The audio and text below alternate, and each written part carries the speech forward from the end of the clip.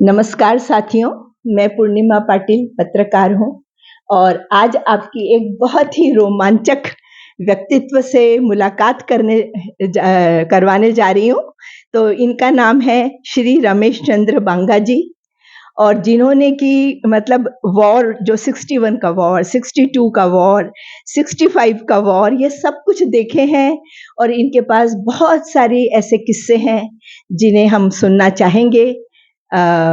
रमेश चंद्र बांगा जी की जवानी, हम उनकी कहानी सुनेंगे और अभी हम शुरू करेंगे आगे की बात।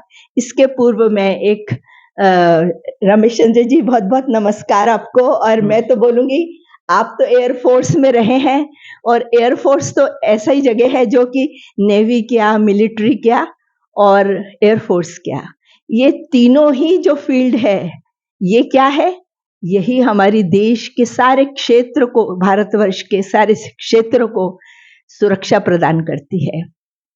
ये लोग वहाँ पर काम करते हैं और हम लोग चैन की नींद इसीलिए सो पाते हैं अपने घरों में और चैन से हम अपने कामकाज में लगे रहते हैं, इसलिए क्योंकि एयर फोर्स में इनके जैसे जो शूरवीर हैं ये काम करते रहते हैं और हम उनको जितना भी आभार उनके प्रति व्यक्त करें वो कम है।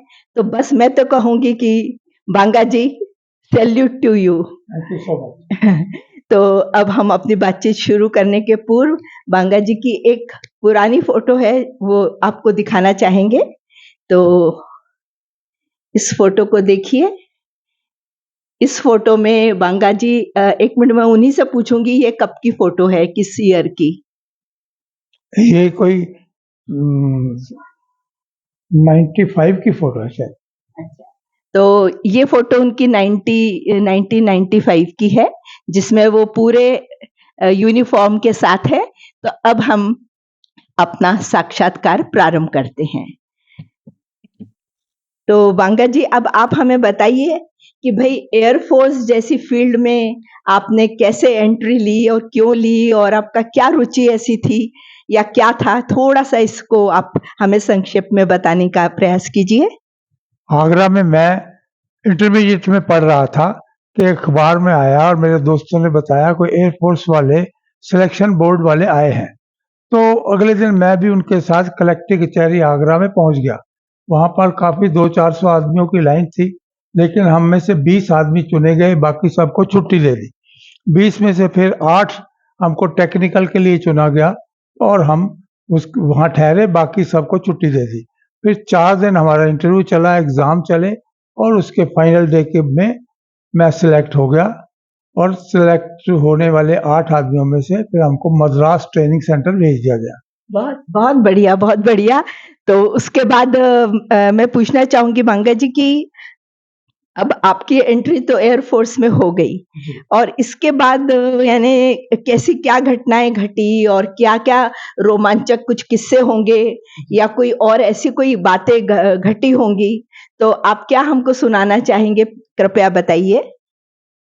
फिर सबसे पहले हमारी हलवारा में पोस्टिंग हुई, वहाँ पर 6 महीने के बाद ही चंडीगढ़ में, चंडीगढ़ एयरपोर्ट तब बन रहा था और AN-12 जो 1 करोड़ के जहाज से हमारे पास सिर्फ 2 थे और बाद में फिर Mi-4 हेलीकॉप्टर खरीदे गए 3, जो वहाँ पर चंडीगढ़ में स्टेशन किए गए। मैं हेलीकॉप्टर में था एज ए टेक्निकल और उधर से ही फिर यहाँ पर गोवा के लिए हमको भेजा गया चंडीगढ़। चंडीगढ़ से जी। सुपर कॉन्स्टलेशन एयर इंडिया के एयरक्राफ्ट में बिठा के हमको पालम से हम लोग गए पूना से कुछ वो बम्बर जहाज़ों के लिए हमने वो कार्ट्रिज लिए और बॉम्बे में लैंड किए शाम को 7-8 बजे। अगले दिन सुबह ही हमारे पास 4 मिस्टियर और 1 हेलीकॉप्टर था, जिससे कि हमने सुबह 6 साढ़े 6 बजे पहली सॉर्टी शुरू की।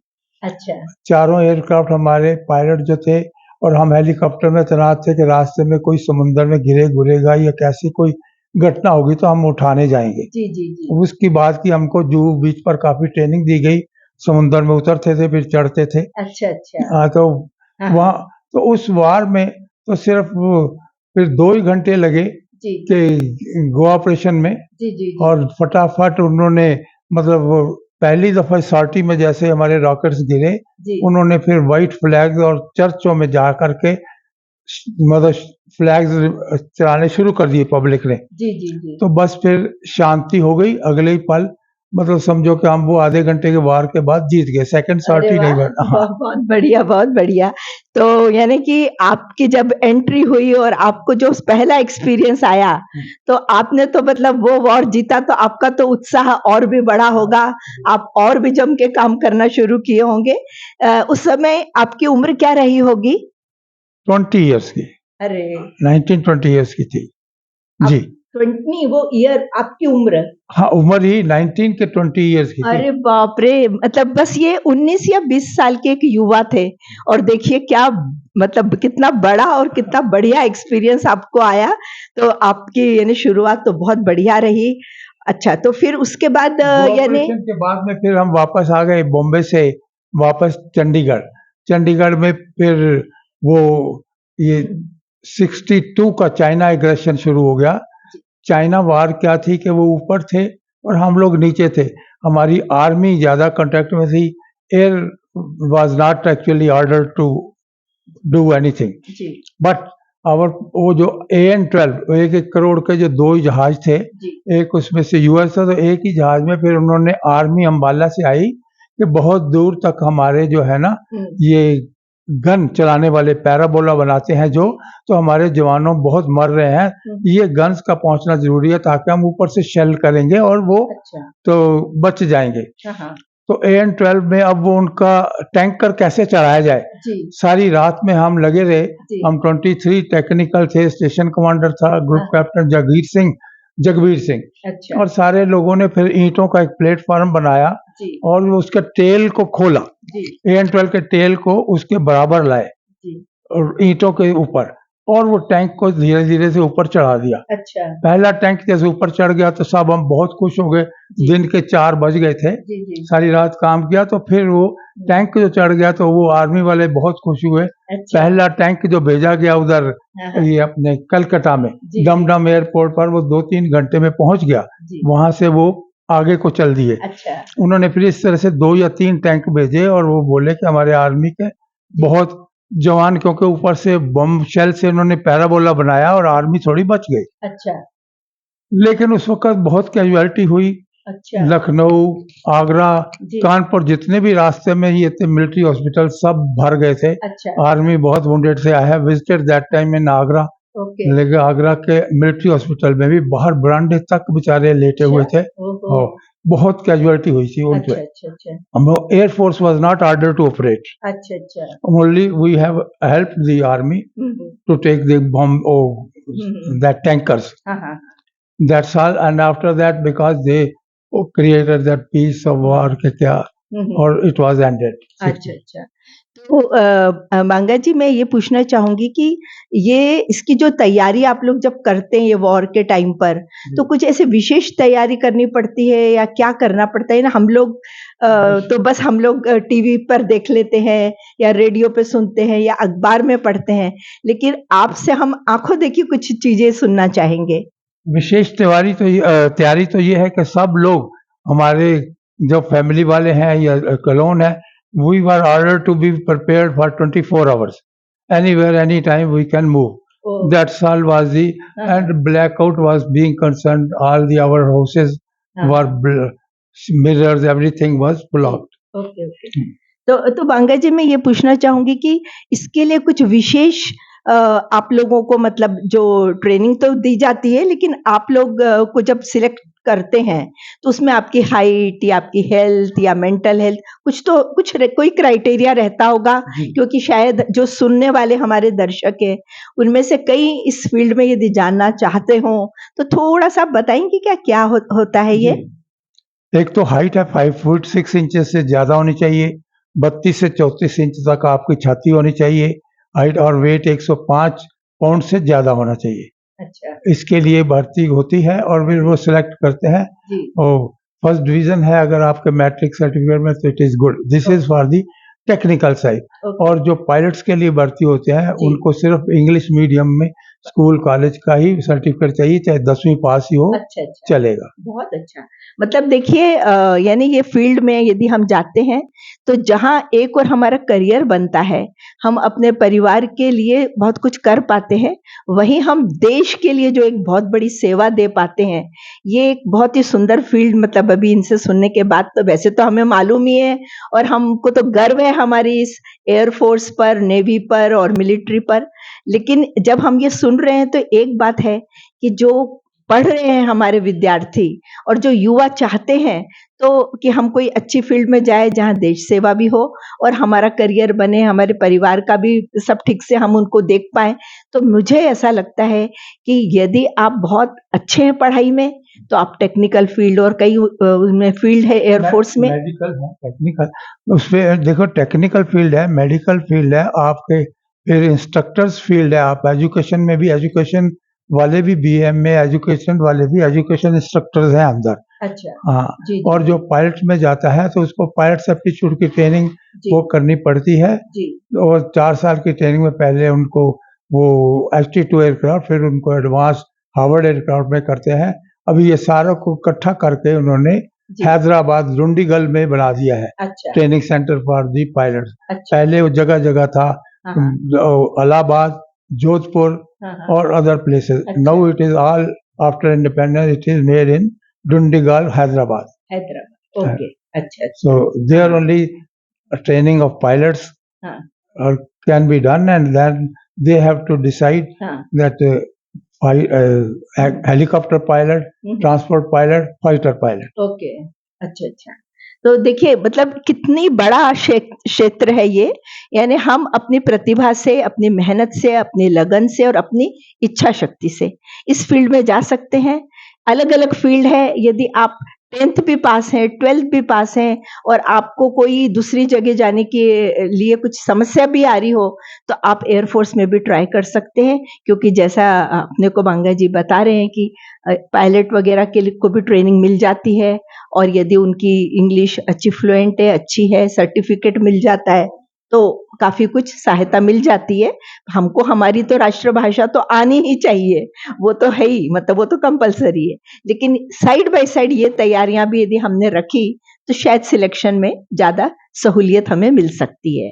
तो बांगा जी, मैं आपसे ये पूछना चाहूँगी कि अब आप हमको कुछ और भी वॉर के कुछ किस्से सुनाइए। After that, 62 China aggression, 65 war, 1965 Indo-Pak war, that हमारे ऊपर थोप दी गई थी। वार जैसे उन्होंने डिक्लेयर किया तो रात को ही कि भाई हो गया था, सब जो भी एयरफोर्स के आदमी हैं they should report immediately back to nearest unit, and then those war, I was at that time in Palam airport, then bombing shombing they thought that we will do, but as soon as they used to come near to the airport, our AK guns used to fire them and they went back. But that Yahya Khan or other people, they said that we will have the breakfast in Delhi. It was all wrong. They could not do anything. ओहो! ओहो!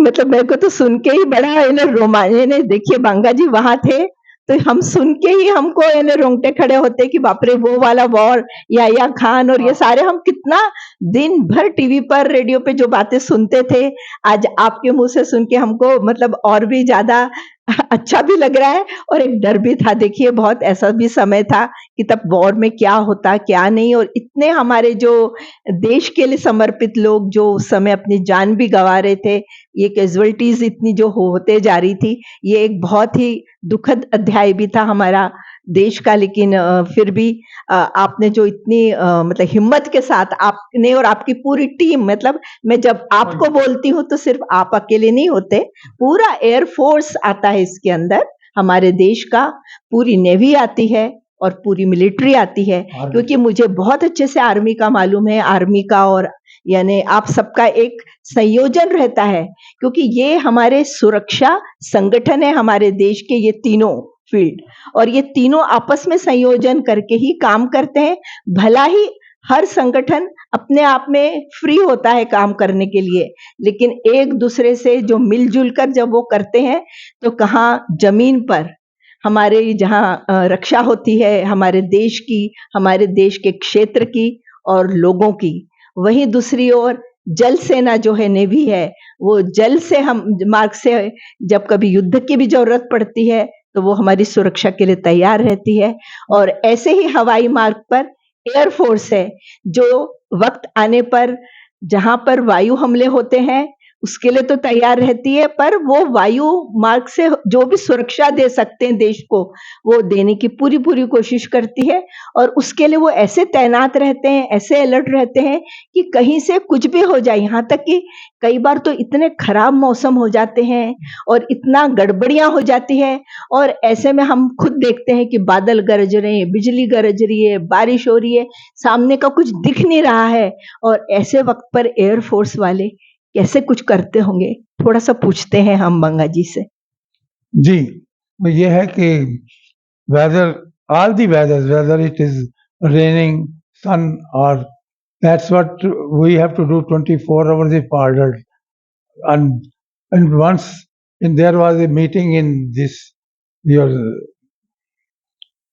Pune, Yeah. Pune के पास में army units this paper of news readers or other editors came there, but they came because of raining some 5-10 minutes late.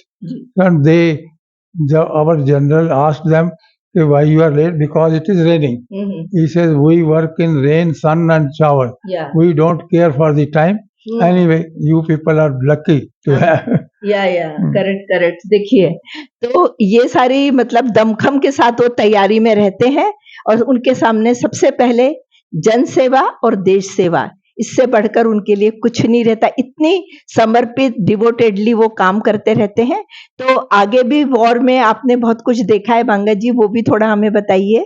इसके बाद 65 war में तो we have I was in secret mission also from Palam. We have done some secret things which we means applied and thrown on the Sargodha airport, and airport became useless for them because of that what we thrown on their airport. Correct. I don't want to disclose those things. Yeah. But then after 65 war, actually they were ruined. But they said that we will do in Delhi breakfast, other thing, but they could not do anything. अच्छा।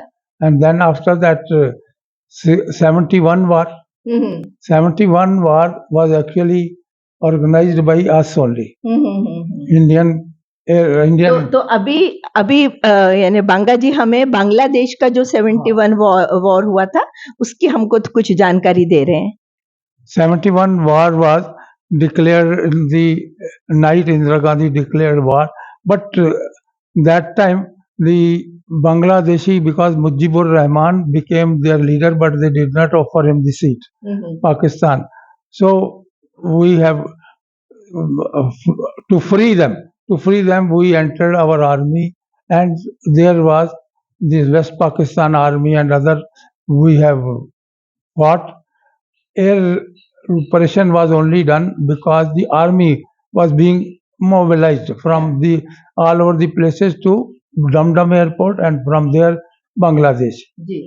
All those things were done, and then the biggest lift was also done after the 90,000 people, not 90,000 people, army people of Pakistan surrendered to us. They surrendered. Niazi उनका था। अच्छा। हाँ, अब बस after that they, this West Pakistan started in Chamjuriya. अच्छा। Because they said that Bangladesh is going to be away, so these people started that Chamjuriya and other places from Srinagar to come. War. So immediately we have to lift from army from the Bangladesh Dhaka to Palam. That time Indian Airlines aircraft, Air Force aircraft were odd seating were removed, and those people were evacuated from that place, Bangladesh, to Palam. Palam, all the aircrafts were in line, kept every aircraft. When these people, Jawan used to come, put it in one aircraft, and all the people in aircraft, and they came back. From there, the transports were arranged, trucks, to go to the Srinagar, all those places. biggest airlift was done Uh-huh. that day. Uh-huh. Our Indian Airlines were also, they removed the seats and it was all operated for the army. Okay. In Palam airport, we have to, all those Jawans were coming and ate puris and some vegetables, sabji, aloo were used to prepare the lunch and give to everybody that because they came from other war, one going for the other war Okay. to Kashmir side. Yeah, yeah. So that thing was also, means biggest airlift was arranged on those particular days. मतलब बांगा जी जो बता रहे हैं, देखिए जो जितने भी war हुए, पालम एयरपोर्ट जी जी जी, जैसे 1961 का वॉर, 1962 का वॉर, 1965 का वॉर एंड 1971 का वॉर, ये यानी इतने सारे वॉर के समय बांगा जी ने जो कुछ देखा और जो कुछ उन्होंने महसूस किया वो हमको बताया और आज हमने आंखों देखी, उनसे सब बातें सुनी है। तो मेरे को ये लग रहा है कि ये आप अभी जब बता रहे थे कि एकदम टाइम पे जो खाने पीने का और ये जो सारी एकदम से यहाँ से वहाँ शिफ्ट हो जाओ, ये हो जाओ, तो बांका जी एक थोड़ा सा ये बताइए ऐसे कैसे कर पाते हैं आप लोग ये सब? और फिर मौसम भी जिस जगह पे आप रुकते हैं तो इतने मतलब मौसम भी तो कई बार ऐसा रहता है कि जो आपको जी जी not in favour of you, तो क्या होता है? नहीं, then also we do the job whatever is assigned to us. As the aircrafts have to move, they have to go. In now also Leh Ladakh, our people are there. Where is the Chishul? There, the one side mountains, the army of Pakistan, another side is China. In between that, our aircrafts have to land and give the eatables, food necessary to army. From Chandigarh, we used to load. Even the grass was used to lift by air and sent for the mules there. Okay, but why do you collect all that grass and this and? For the mules, because there is nothing. Oh my God. Trishul. Yeah. Our aircraft was once means some damaged, and we technical people were sent there, and there the army people said that give them 32 blankets each. Man, 32 blankets? Yes, even that will be not enough for the night. Leh Ladakh is so cold place. We did that, our aircraft means snag all right, and then we came back. Okay. और फिर जब आप जाते हैं तो आपके साथ कोई डॉक्टर्स वगैरह भी जाते होंगे? नहीं, already there army people, doctor officer there. Okay. हाँ, तो यानी जो बांगा जी ने बताया था कि अलग अलग फील्ड के लिए यहाँ पे काम जो होते हैं उसमें जैसे डॉक्टर्स की भी बहुत जरूरत है। जो मेडिकल में जा रहा है वो भी एयरफोर्स में एज ए डॉक्टर जा सकते हैं। सोचिए कि हम लोग यानी यदि कोशिश करें तो हम अपने बच्चों को ऐसी फील्ड में जरूर भेजना चाहिए जहां देश की सेवा हो सके। और देखिए कितना मतलब जो कुछ वो बता रहे कितने एडवेंचर है उसमें, और फिर भी वो जो इतने यानी एकदम इतने फ्रीजिंग जो पॉइंट्स रहते हैं वहां भी चले जाते हैं, वहां भी इतनी बहादुरी से वो हम लोगों की सुरक्षा के लिए काम करते रहते हैं। तो आप लोगों के लिए तो मैं सच में मैं बोल रही, हम सब देशवासियों की तरफ से बोलना चाहूंगी कि कितना भी हम आपके प्रति आभार व्यक्त करें वो कम है और उसके लिए कोई शब्द नहीं है। तो मैं बांगा जी एक चीज पूछना चाहूंगी कि आप कितने वर्षों तक इस सर्विस में रहे एयरफोर्स की? मैं रहा साहब यानी करीब कितने वर्ष? 26 years। 20। तो बांगा जी 26 ईयर तक एयरफोर्स में सेवा कार्य में लगे रहे और उसके बाद मतलब आपने last transfer was done as a NCC engineering officer in Raipur. Okay. So Raipur, my children, I have 6 daughters at that time. 1 daughter is no more. 5 daughters are still here. Yeah. There. So to teach them all the convent schools, I left the service because the eldest daughter who is staying here in Nagpur itself, she, because my wife, where she will go if I am going to the again border area. So I resigned the service and stayed. मतलब ऐसा हुआ था कि तब तक बच्चे बड़े हो गए थे और सब बेटियों को उनको एजुकेशन देने की दृष्टि से अकेली इनकी वाइफ के लिए सब कुछ देखना थोड़ा ये हो रहा था, कठिन हो रहा था। और ऐसे वक्त पर बांगा जी को ऐसा लगा कि इनको थोड़ा परिवार की ओर भी देखना पड़ेगा, इसलिए फिर उन्होंने वो वीआरएस लिया। और आपका विवाह कब हुआ था?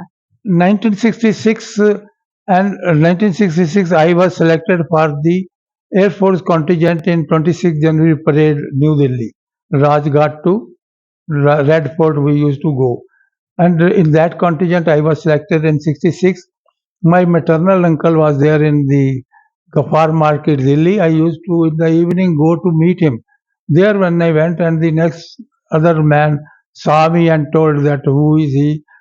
My maternal uncle told मामा जी के यार मेरा बड़ा भांजा है वो जी है। जी जी। तो दूसरे दिन ही उन्होंने बोला कि कल इनको बुलाओ, तो हाँ हाँ दूसरे दिन बुलाया और राजेंद्र नगर में उन्होंने जी जी। चाय पिलाई। हाँ हाँ शाम को एक और लड़की ने होटल में भी चाय पिलाई, हाँ हाँ लेकिन वही मॉर्निंग वाली लड़की ये थी कि उनका हाँ गफ्फार मार्केट में एडजेसेंट दुकान थी जी जी लाला जी फकीर चंद की, जी जी। तो वो नाना थे लड़की के, तो अच्छा उन्होंने अच्छा। कहा नहीं ये हाँ हाँ। यही सूटेबल है। तो आपकी वाइफ का नाम बताएंगे?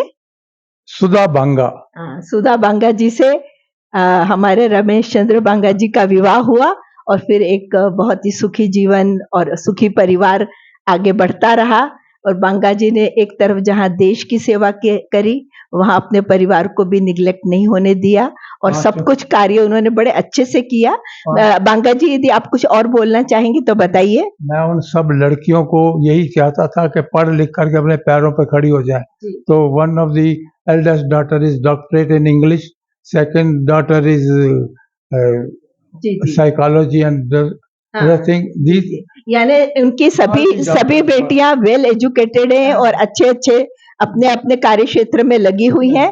तो बांगा जी आप कोई संदेश देना चाहेंगे? हमारे सब काफी लोग आपको देख रहे हैं, आपको सुन रहे हैं, तो कृपया कोई संदेश दीजिए। मेरा यही संदेश है कि सब के सब ये मत सोचो कि उधर ही एयरफोर्स या आर्मी या नेवी में जान से मरने की, लेकिन देश की सेवा करने का भी मौका मिलेगा। It is all thrilling life, you all must join. Everybody should read and attain the first class degree in your schools. Very good, very good. और जो जिनको ऐसे बहुत फर्स्ट क्लास डिग्री नहीं मिली, उनको भी बांगा जी ने कहा है कि एयरफोर्स में उनके लिए भी बहुत काम है, तरह तरह के काम है। तो यानी हर कोई इस क्षेत्र में प्रवेश ले सकता है अपनी अपनी प्रतिभा से। इसके लिए बहुत बड़े नंबर ही आना ये जरूरी नहीं है। मतलब बड़े नंबर आए तो उस तरह का काम इस क्षेत्र में मिलेगा, नहीं आए तो इसी क्षेत्र में बहुत सारे डिपार्टमेंट है, बहुत सारे विभाग है जहाँ जी उधर भी एजुकेशन डिपार्टमेंट है जहाँ पर ये एमए बीएड वगैरह इंस्ट्रक्टर यानी टीचर्स जो है एयरफोर्स के बच्चों के लिए पढ़ाने के लिए तो टीचर्स भी लगते हैं, डॉक्टर भी लगते हैं, और मतलब और भी बहुत सारे क्षेत्र हैं इसमें भी। तो जी जी जी, तो मतलब एयरफोर्स भी बहुत अच्छा क्षेत्र है जहाँ मतलब ये कोई एडवर्टाइजमेंट नहीं है। ये तो मतलब हम तो बंगा जी जिन्होंने वहाँ काम किया है उनके किस्से सुनने आए थे, लेकिन वो बोलना चाहते हैं कि जिस क्षेत्र में उन्होंने सेवा दी है वो बहुत सुंदर, बहुत बढ़िया क्षेत्र है और उनको बहुत your family also you can serve, there is no problem.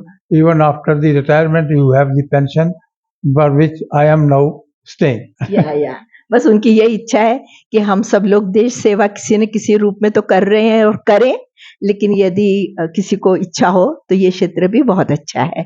तो बांगा जी बस अभी हम आपसे विदा ले रहे हैं। इसके पहले यदि आपके मन में और कोई बात रह गई हो तो आप बोल सकते हैं। नहीं, जो I was always actually better position wherever I went and there in Madras 2-3 times I was transferred because of that, giving the training to the newcomers in Air Force, technical trades and other people. I was an admin officer there and good service. अच्छा। Oh yeah, 2-3 times in Madras I was posted. तो बांगा जी जितने active air force में रहे उसके बाद भी मतलब जब इन्होंने वीआरएस ले लिया उसके बाद भी ये कोई बैठ के नहीं रहे, बहुत एक्टिव रहे इन्होंने। शायद मैं इनसे पूछना चाहूंगी उसके बाद भी यानी इन्होंने बस कौन से क्षेत्र में काम किया, थोड़ा बता दीजिए। वो उसके बाद में मुझे कोई डिविजनल मैनेजर ने बोला कि ये तो लेते थे ना ये अपना ये जनरल इंश्योरेंस में शायद आपने इंश्योरेंस में एक तो वही ये यानी इसमें आपने कुछ काम किया, काम। Investigator for 10 years। Okay okay, तो ये जनरल इंश्योरेंस में इन्वेस्टिगेटर के रूप में। जी जी। And I have done maximum for the people only, never for the insurance company। या।